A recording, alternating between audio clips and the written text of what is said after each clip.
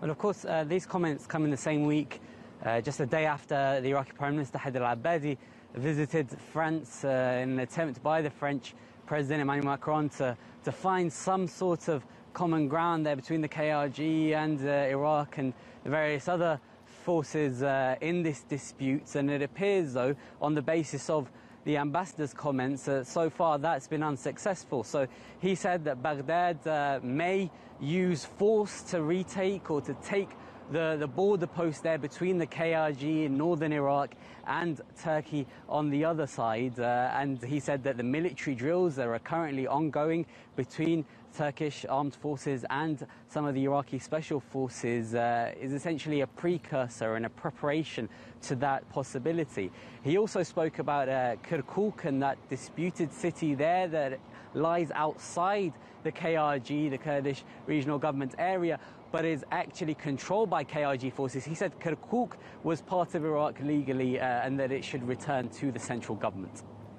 So, Abubakr, does this put more pressure on the KRG to bow down, or does it inspire perhaps even greater resilience?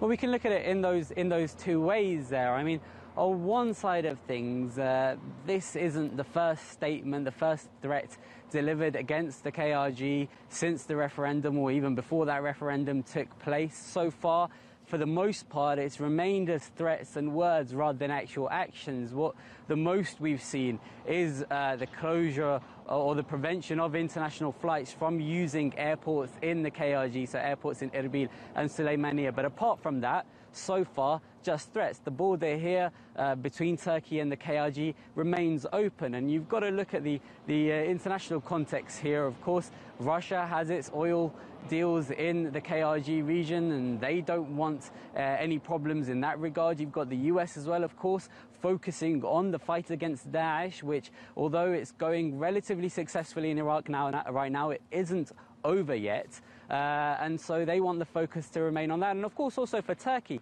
the economy is important. Trade with the KRG is important. In an ideal scenario, they wouldn't want the borders closed as well. However, these words aren't coming from nowhere. And the fact of the matter is that the KRG is surrounded now from one side, from the Iraqi central government, from Turkey, from Iran, by forces who are opposed to this referendum and who are upping the ante and upping the pressure on the KRG to back down. Now, for Turkey, yes, and for the other people involved in this, it would be damaging if the borders were closed. But the bet that they're making is that this is going to be more damaging for the KRG, and the KRG will eventually realise that, especially as they don't have many international powers who backed their referendum, and that the KRG will eventually have to back down, whether they like it or not. Okay, Abubakr joining us live there from Cizre in Turkey.